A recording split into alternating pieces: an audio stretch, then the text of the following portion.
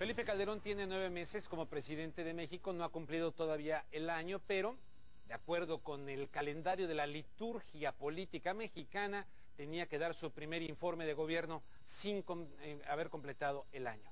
Pero resulta que no pudo más que entregarlo, lo que antes era una parafernalia, todo un culto al presidente que parecía un dios, un rey, ahora se ha reducido de manera importante y ahora fueron unos cuantos minutos, lo entregó por escrito. Lo que sí se tenía que escuchar es a la presidenta del Congreso mexicano por televisión y resulta que la señal se cayó. Dice el gobierno mexicano que no fue censura, dicen los críticos que sí fue censura. Vicky Gutiérrez nos pone esto en contexto. ¿Fue error técnico o censura al mensaje de la presidenta de la mesa directiva de la Cámara de Diputados, Ruth Zavaleta? Con esta interrogante empezó la semana en la política de México. Y es que el sábado, a la hora de emitir su discurso Zavaleta, la señal de la cadena nacional fue interrumpida. Unos dicen que la cortaron, otros que se cayó. Pero el caso es que el mensaje solo se pudo apreciar por el canal del Congreso. Pero cuestionado en su legitimidad por millones de mexicanos. A raíz del escándalo renunció el director del Centro de Producción de Programas Informativos y Especiales, René Palavicini, a quien se responsabilizó de suspender la transmisión del mensaje de Zavaleta.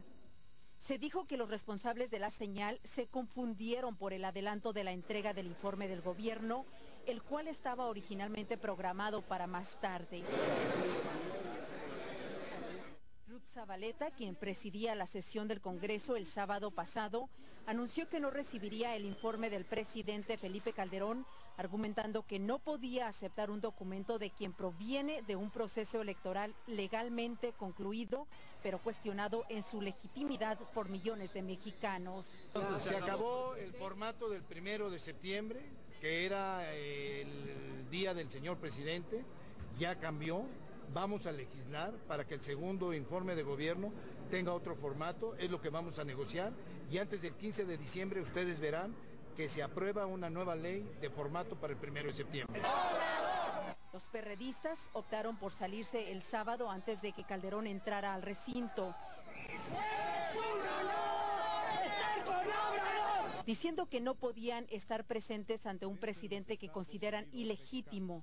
Ruth Zavaleta, también perredista, cedió sus funciones al vicepresidente, el panista Cristian Castro, para evitar recibir el informe de manos de Calderón. Estamos cansados de estar viendo políticos como los perredistas peleando. El escándalo político provocó la crítica de todos los partidos, incluyendo al propio Felipe Calderón, y por órdenes de este, el mensaje de Zavaleta fue transmitido a nivel nacional el sábado por la noche, pero se hizo varias horas después de lo programado. Vicky Gutiérrez, en contexto. Gracias, Vicky Gutiérrez. Tenemos al periodista Jaime Hernández, corresponsal del periódico mexicano El Universal acá en Los Ángeles. Jaime, muy buenas noches. Buenas noches. Jaime, el gobierno dice que no fue censura, otros dicen que sí fue censura, que no quería que los mexicanos escucharan las críticas y el análisis de la opositora diputada presidenta del Congreso. ¿Cuál es tu opinión? Pues tú sabes que es bien sabido que en política no existen las casualidades y a estas alturas yo creo que la inmensa mayoría de la opinión pública mexicana está convencida que más que una falla técnica, de lo que se trató fue de una obra de censura premeditada para que en este momento, en ese caso, uno de los miembros de la oposición no pusiera en evidencia una vez más al presidente Calderón, recordándole o poniendo una vez más en entredicho la legitimidad de su gobierno. Entonces, este acto de que corrieron al director de CEPROPIE, como se llama esta organización estatal que debió haber transmitido el mensaje, de que lo quitaron de su cargo, ¿es un chivo expiatorio el director de CEPROPIE? Yo creo que a estas alturas, y a juzgar un poco por la reacción que han medido en la opinión pública, en medios de comunicación entre intelectuales, al gobierno no le ha quedado más remedio que, como decimos en México, taparle el ojo al macho, sacrificando a un funcionario, ofreciendo su cabeza para no perjudicar otros acuerdos, otras negociaciones claves que se están cocinando en estos momentos, como son la reforma fiscal y la reforma electoral.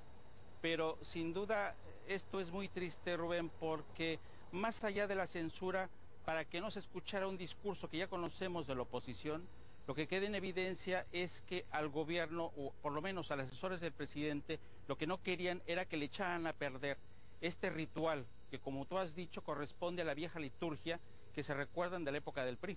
Recuerdo cuando Carlos Salinas de Gortari, expresidente de México, antes de Zedillo y de Fox, dijo, ni los veo ni los oigo, cuando había estas protestas en el Congreso. Pues hoy fue un poquito eso, ¿no? Más bien fue porque tengo que decirte que en la semana previa al sábado, lo que estuvo haciendo el PAN y el gobierno fue organizando un acarreo masivo. Primero querían llevar 10,000 gentes al Auditorio Nacional. Cuando vieron que cambiaran de sede, decidieron recortar en 7,000 la convocatoria y fueron al final 3,000 gentes las que fueron acomodadas para que fuera un acto a modo del presidente, para que no hubiera estas protestas en las que, como tú recuerdas, el presidente Salinas de Gortari ni los veo ni los escucho. Bueno, para que todo le saliera bonito, ¿no? Y que no hubiera problemas. Y luego que censurarlo por televisión, pues qué grave. Gracias, Jaime Hernández. Un abrazo. Un abrazo igualmente para ti, Jaime Hernández, periodista del Universal.